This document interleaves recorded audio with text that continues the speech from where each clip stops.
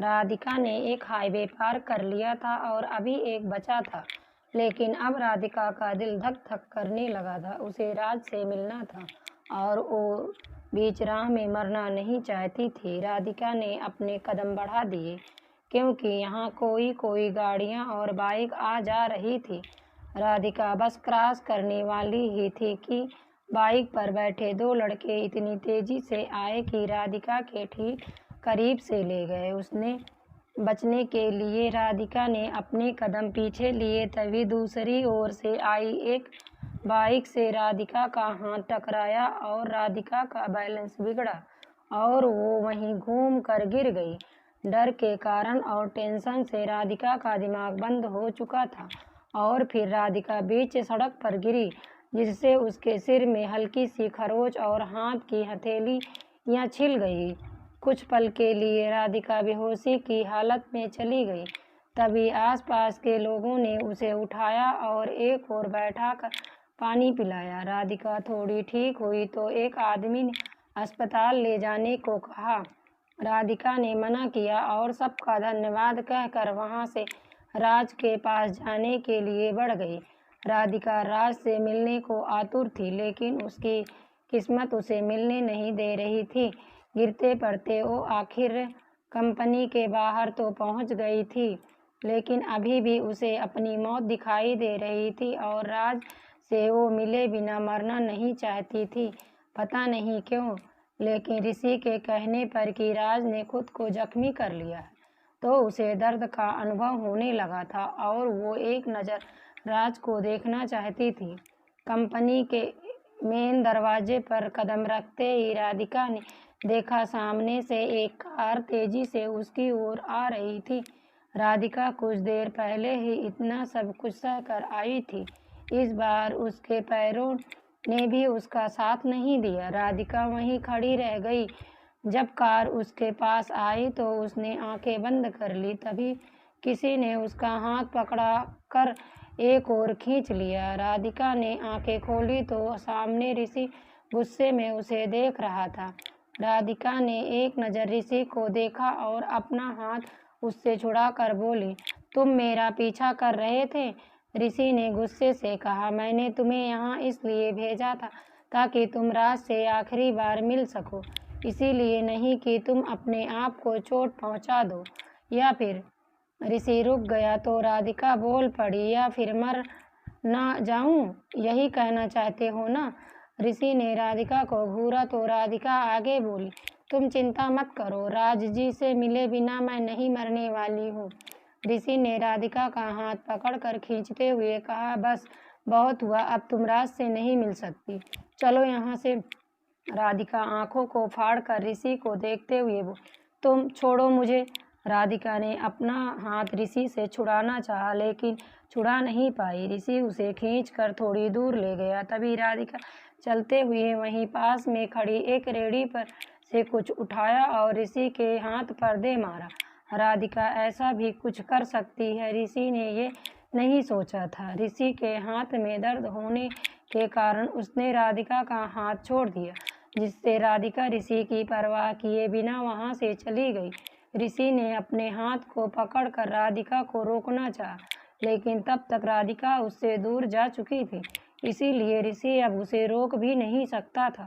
वो वापस चला आया। राधिका दौड़ती हुई राज के केबिन की ओर बढ़ गई। उसके सिर से हल्का सा खून निकलकर सूख चुका था, हथेलियां छिलकर लाल हो चुकी थी, उसके बाल बिखरे पड़े थे और कपड़े भी थोड़े खराब हो गए थे। वहां जो भी राधिका को देखा वो हैरान सा बस राधिका को ही देखता रहा, लेकिन राधिका किसी को ना देखकर बस भाग रही थी। आखिर वो राज के केबिन के बाहर आकर रुक गई और बाहर से ही उसे देखने लगी। राज अभी भी वहीं खड़ा था, उसके हाथ से खून बूंद बूंद टपक रहा था। जब राधिका ने उसे देखा तो वो दौड़कर उसके पास आई और राज के कंधे को अपनी ओर घुमाकर बोली, आप अपने आप को समझते क्या हो? जो आपके मन में आया वो करोगे? आपका मन हुआ तो मुझसे शादी कर ली, आपका मन हुआ तो प्यार से बातें कर ली, आपका मन हुआ तो गुस्सा दिखा दिया, और अब आपका मन हुआ तो किसी ऐसे राह चलते इंसान के साथ शादी करवा रहे हो और आपका मन हुआ तो आपने आपको चोट भी दे दी। राज को राधिका का अब अपने पास होना बिल्कुल सपने जैसा लग रहा था। सपना ही तो था कि राधिका राज के बोले बिना ही बोल रही थी और बिना रुके बोल रही थी। राज कुछ नहीं बोला तो राधिका ने उसकी हथेली को अपने हथेली में लेकर कहा, देखो कितना खून बह चुका है। राधिका ने राज को खींचा और सोफे पर बैठने के लिए। राज, जिसे अभी तक ये सपना ही लग रहा था, वो राधिका की बात मानकर चुपचाप वहां बैठ गया। राधिका ऑफिस में बिखरे सामान को देखती हुई टेबल के ड्राइव में फर्स्ट एड बॉक्स ढूंढने लगी। राज की नज़र अभी भी राधिका पर ही थी। राधिका के बाल उसके माथे पर आ रहे थे, जिससे उसकी चोट ढकी हुई थी। वो राज को दिखाई नहीं दी। राधिका ने जब फर्स्ट एड बॉक्स ढूंढ ली तो राज के हाथ को साफ करने लगी। तभी राज उसे देखते हुए बोला, क्या तुम सच में मेरे पास हो राधिका, या फिर हमेशा की तरह ये सपना है मेरा? राधिका ने नज़र उठाकर राज को देखा तो उसमें राज के लिए प्यार और परवाह साफ दिखाई दे रही थी। राज ने राधिका की आंखों में देखते हुए कहा, काश ये सब असलियत में भी होता राधिका। लेकिन तुम तो। राज के बोलने से पहले ही राधिका बोल पड़ी, मैं सच में आपके पास हूँ, सपनों की दुनिया से बाहर निकलिए राज जी। राज अब हकीकत में आया तो उसे राधिका के सिर पर लगी चोट और हथेली दिखाई दी, हाथ पर खरोच दिखी, जिससे उसने जल्दी से कहा, ये सब कैसे हुआ?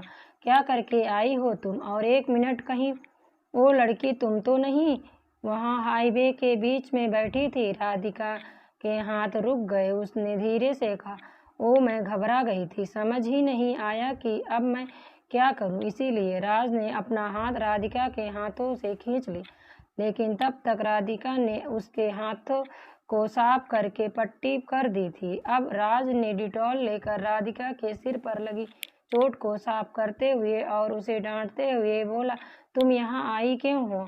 और मुझे फ़ोन नहीं कर सकती थी? मैं ही घर आ जाता। तुम मुझे कभी समझ नहीं आओगी राधिका। राधिका राज के चेहरे को देख रही थी और राज राधिका की चोट को। तभी राधिका ने राज के हाथ को रोक दिया तो राज भी राधिका को हैरानी से देखने लगा। लेकिन तभी राधिका झट से राज के गले लग गई और उसे कस कर पकड़ लिया, लेकिन कुछ बोली नहीं। राज समझ नहीं पा रहा था कि राधिका को हुआ क्या है, इसीलिए उसने भी राधिका के सिर पर हाथ रखकर कहा, राधिका तुम मुझे कुछ बताना चाहती हो क्या? राधिका कुछ नहीं बोली तो राज आगे कुछ कहने वाला था कि तभी राधिका धीरे से बोली, प्लीज़ चुप रहिए कुछ देर, प्लीज़ मुझे खुद से अलग मत कीजिए। राज की आंखें खुल गई और उसने एक लंबी सांस लेकर राधिका को अपनी बाहों में कस लिया। राधिका राज के पास पहुंच गई थी और राज को संभाल भी लिया था। राज ने राधिका को अपनी बाहों में कस लिया, लेकिन कुछ ही देर बाद उसने एक झटके से राधिका को खुद से अलग कर दिया और बोला, तुम यहाँ क्यों आई हो राधिका? कल तुम्हारी शादी है, तुम्हारे ऋषि को बुरा लग जाएगा। राधिका राज के मुंह बदले बिहेवियर को देखकर हैरान रह गई और साथ ही राज के कहे शब्द तुम्हारे ऋषि से उसका दिल टूट रहा था। राधिका ने राज को समझाते हुए कहा, राज तुम ऐसा क्यों बोल रहे हो? अभी कुछ देर पहले तो तुम ठीक थे, अब अचानक से क्या हो गया तुम्हें? राज ने राधिका से नजरें चुरा कर कहा, देखो राधिका, तुम चली जाओ यहाँ से। मैं नहीं चाहता कि ऋषि को पता चले कि तुम यहाँ आई थी और वो कुछ भी गलत सोचे। तुम जाओ यहाँ से। राधिका का दिमाग सुन्न हो गया। उसने राज के कंधे को धक्का देकर उसे दूर धकेल कर खड़ी हो गई और बोली, मैंने तुम्हारे बारे में जो सोचा था वो बिल्कुल सही था। तुम कभी वो थे ही नहीं जो मुझे बताया गया है। तुम एक बड़े बाप की बिगड़ी हुई औलाद हो जो अपने फायदे के लिए कुछ भी कर सकता है या करवा सकता है, किसी की जिंदगी के साथ खेल सकता है और फिर उसे किसी और को सौंप देता है। राज भी खड़ा हो चुका था। उसने राधिका की बाजू को पकड़कर कहा, और तुम अपने बारे में कुछ क्यों नहीं सोचती? तुमने क्या किया उस ऋषि के साथ? छी, सोचा तो मैं भी नहीं था कि तुम राधिका तुम ऐसी होगी। तुम्हारी चाची ने बिल्कुल सही कहा था तुम्हारे बारे में। मैं ही बेवकूफ़ था जो यकीन कर बैठा अपने आप पर। खैर, कल से तो तुम ऋषि के साथ रहोगे, इसीलिए मुझसे छुटकारा मिल जाएगा तुम्हें। अब तुम यहाँ से जा सकती हो। राधिका की आंखों से आंसुओं की धारा निकल रही थी। वो कुछ कहने को हुई थी कि राज ने उसकी एक भी न सुनते हुए उसे केबिन के बाहर कर दिया और दरवाजे को बंद कर दिया। राधिका वहीं खड़ी खड़ी रह गई। कुछ देर तक वो रोती रही, फिर अपने आंसुओं को पोंछकर वहां से धीरे धीरे चलती हुई बाहर आ गई। ऑफिस के सभी लोगों के चेहरे राधिका पर ही थे, लेकिन राधिका ने किसी को भी पलके उठाकर नहीं देखा। एक बार फिर उसकी जिंदगी में उसके अतीत ने वापसी कर ली थी। उसने स्वीकार कर लिया था कि उसका साथ देने वाला कोई नहीं है, इसीलिए जो हो रहा है उसे होने देना है, जैसे वो पहले जिया करती थी। राधिका बाहर आ गई तो ऋषि दिखाई दिया, जो अपनी गाड़ी के टेक लगाए खड़ा मुस्कुरा रहा था। राधिका ने ऋषि पर से नजर हटाई और भारी कदमों से आगे बढ़ गई। तभी ऋषि उसके ठीक पास आकर खड़ा हो गया, जिससे राधिका के कदम रुक गए। ऋषि ने अपने हाथ से राधिका को गाड़ी में चलने का इशारा किया। राधिका ने कुछ नहीं कहा, वो चुपचाप जाकर गाड़ी में बैठ गई। ऋषि भी आकर बैठ गया और राधिका को वहां से ले गया। राज ने सब अपने केबिन से देख रहा था। उसकी मुट्ठियां कसी हुई थी, लेकिन उसने कोई रिएक्ट नहीं किया और जाकर चुपचाप काम करने लगा। ऋषि ने ड्राइव करते हुए कहा, राधिका, तुम बेवजह ही राज की इतनी परवाह करती हो। वो तो तुम्हारे बारे में सोचता तक नहीं है। अब देखो कैसे तुम्हें केबिन से बाहर फेंक दिया। उसने तुम्हारी एक नहीं सुनी। लेकिन तुम चिंता मत करना राधिका, मैं राज के जैसा बिल्कुल नहीं हूँ। मैं तुम्हारा बहुत ख्याल रखूंगा, कभी तुम्हें अकेले नहीं रहने दूंगा। बस एक बार तुम मेरी हो जाओ। राधिका ने अचानक से अपना सिर उठाया और ऋषि को देखते हुए बोली, लेकिन मैं राज से प्यार करने लगी हूँ। मुझे नहीं पता ये कब और कैसे हुआ, लेकिन राज के अलावा मैं किसी और के बारे में सोचती भी नहीं हूँ। उसके चोट लगने से दर्द मुझे होता है, उसका मूड खराब होने से मेरा भी मूड ठीक नहीं रहता है। वो दुखी हो तो मैं भी दुखी, और वो खुश हो तो मैं भी खुश हो जाती हूँ। मेरा यकीन करो ऋषि, तुम ये सही नहीं कर रहे हो। तुम मेरे साथ कभी खुश नहीं रह सकते हो।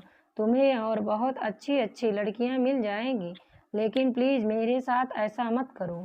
ऋषि के हाथ स्टीयरिंग पर कस गए और उसने अचानक से ब्रेक लगा लिया।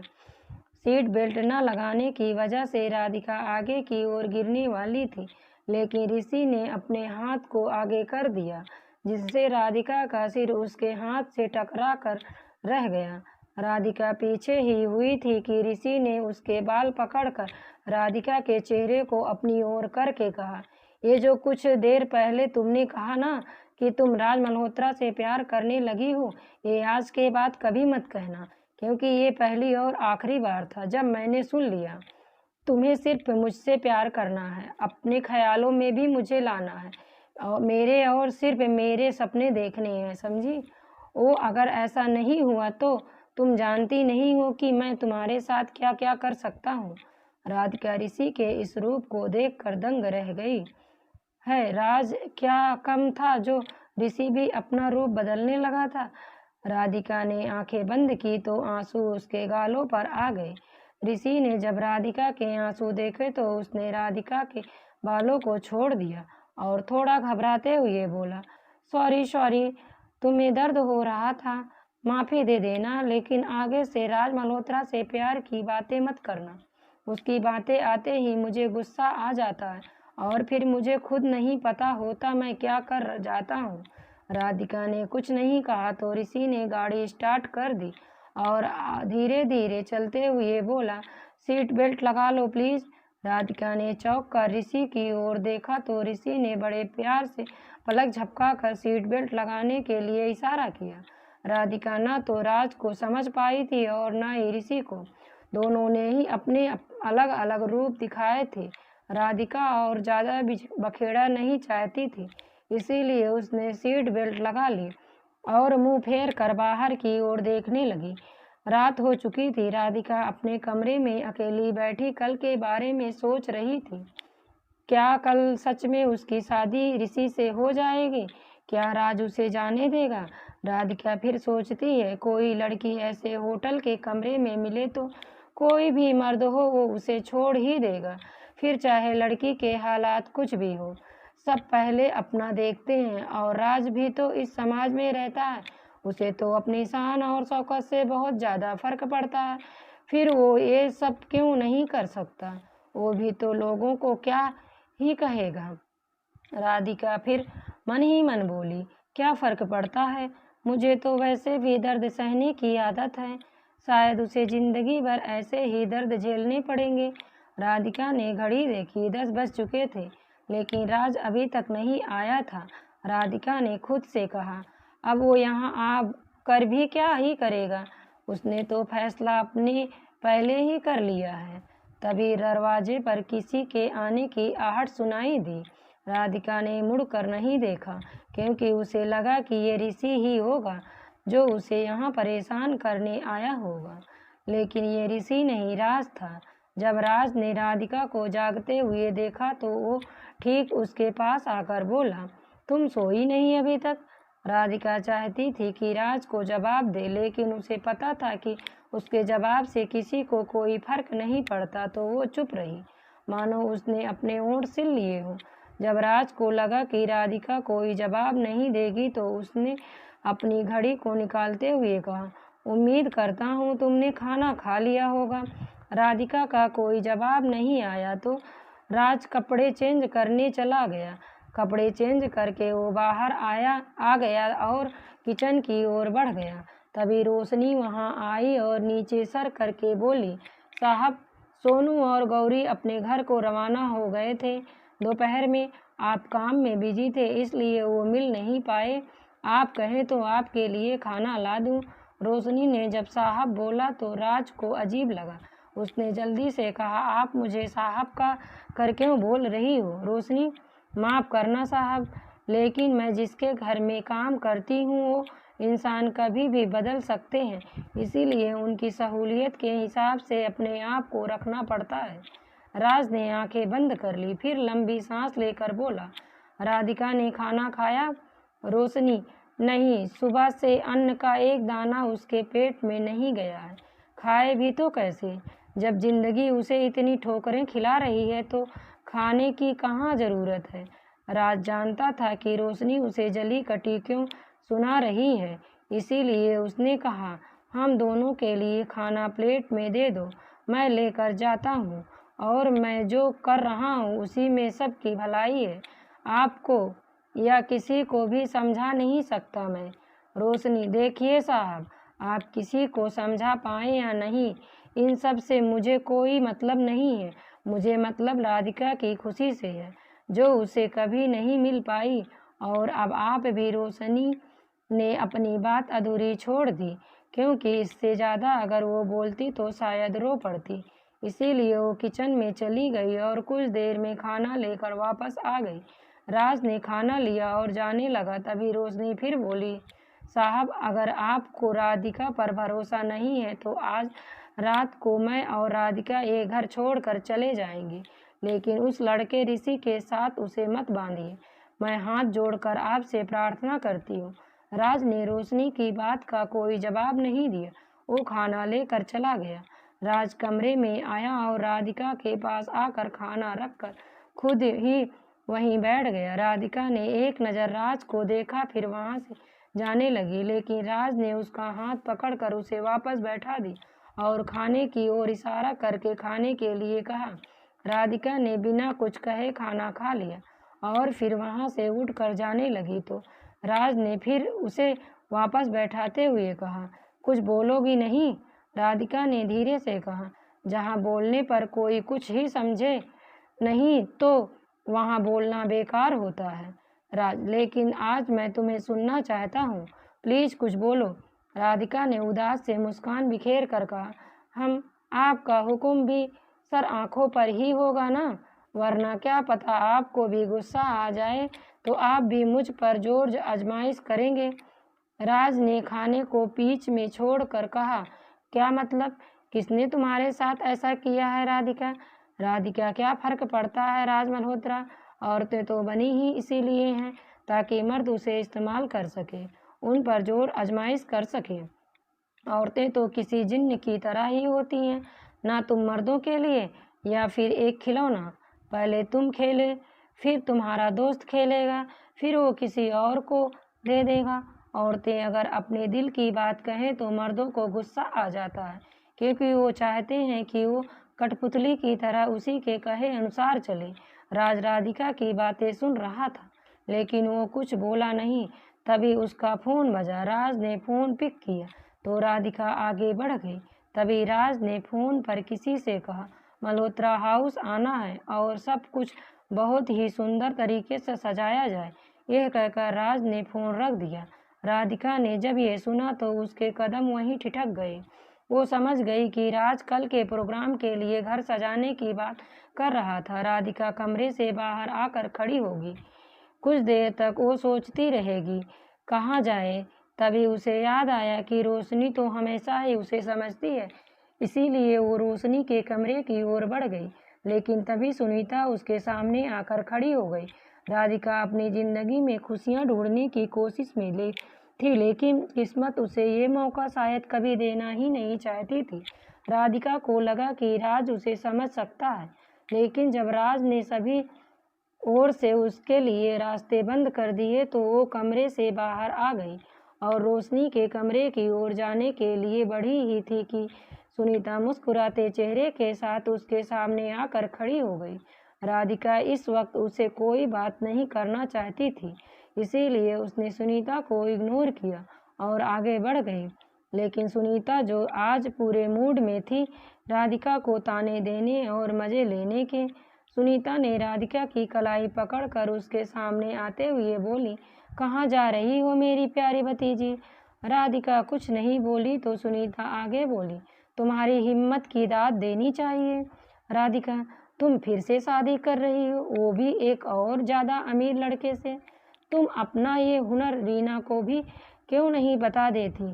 तुम्हारी बहन है, उसका भी घर बस जाएगा।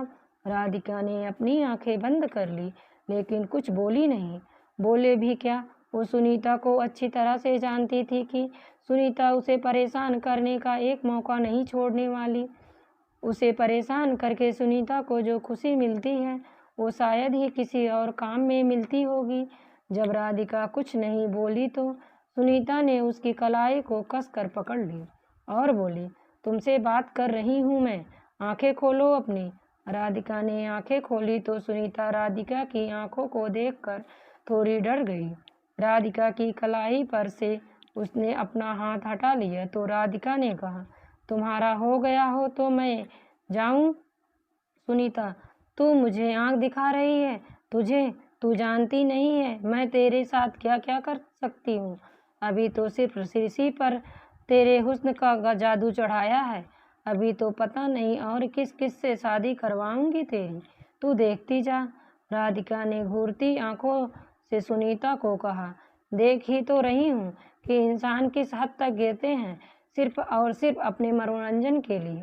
तुम्हें जो करना है तुम करो और मुझे जो करना होगा मैं वो करूँगी। और हाँ, एक बात और, मुझसे ज़्यादा तुझे कोई नहीं जानता और कोई जान भी नहीं सकता है, क्योंकि तेरा जो घटिया रूप मैंने देखा है ना, वो किसी और ने नहीं देखा होगा। लेकिन तू मुझे नहीं जानती, मैं कल तक तेरी इज्जत करती थी, तुम लोगों को अपना कुछ समझती थी, लेकिन आज से और अभी से मैंने मान लिया है कि मेरा कोई अपना इस दुनिया में नहीं है। और जब कोई अकेला होता है ना, तो वो इंसान वो कर जाता है जिसकी किसी ने कल्पना भी नहीं की होगी। राधिका ये कहकर वहाँ से चली गई। वहीं सुनीता हैरान होकर खुद से बोली, ये लड़की इतनी उछल क्यों रही है? कहीं कुछ करने वाली तो नहीं है? मुझे अभी ऋषि को बताना होगा। सुनीता ऋषि के कमरे की ओर बढ़ गई। राधिका रोशनी के कमरे में आई तो देखा कि वो अभी तक सोई नहीं थी। रोशनी उदास सी किसी सोच में डूबी थी। राधिका भी उसके पास आकर धीरे से बैठ गई। रोशनी ने जब राधिका को देखा तो वो हैरान होकर बोली, राधिका, तुम यहाँ क्या कर रही हो? तुम्हें तो अपने कमरे में होना चाहिए। राधिका ने रोशनी को देखे बिना ही कहा, कौन सा कमरा, जो कभी मेरा था ही नहीं। एक बार फिर मेरी वही ज़िंदगी शुरू हो गई जहाँ मुझे रोज़ ताने और दर्द मिला करते थे। पता नहीं किस गुनाह की सज़ा मिल रही है मुझे। रोशनी ने राधिका के कंधे पर हाथ रखकर कहा, सब ठीक हो जाएगा राधिका, भगवान पर भरोसा रखो। राधिका, कौन सा भगवान? जिसने मेरे माँ पापा को मुझसे दूर कर दिया, जिसने मुझे कभी भी सुख चैन नहीं दिया। किस भगवान पर भरोसा रखूं मैं? जो है ही नहीं मेरे लिए, मैं उस पर भरोसा रखूं? राधिका ने लंबी सांस लेकर कहा, मुझे बहुत ज़्यादा नींद आ रही है। एक आपका कमरा ही था जिसमें मैं आ सकती थी। अगर आपको भी नहीं पसंद तो मैं यहाँ से भी। कैसी बात कर रही हो राधिका तुम? मैं हर वक्त हर पल तुम्हारे साथ हूँ और मेरे पास आने के लिए तुम्हें एक पल के लिए भी नहीं सोचना चाहिए। रोशनी ने थोड़ा नाराज होते हुए कहा। राधिका रोशनी की गोद में लेट गई और धीरे से बोली, एक आप ही तो हैं जो मेरी अपनी हो, मेरी बहन, मेरी दोस्त, माँ, परिवार, सब आप ही हो। रोशनी ने प्यार से राधिका के सिर पर हाथ फेरा तो राधिका ने आंखें बंद कर ली। दिन भर की थकी होने के कारण जल्दी ही राधिका को नींद आ गई। इधर सुनीता ऋषि के कमरे में आई तो देखा ऋषि अपनी शेरवानी को अपने गले लगा कर देख रहा था और मन ही मन खुश हो रहा था। दोस्तों, कहानी अभी जारी है। नेक्स्ट पार्ट हम जल्द लेकर आएंगे। आपको कहानी कैसी लगी कृपया कमेंट में बताएं और वीडियो को लाइक, शेयर और चैनल को सब्सक्राइब करें।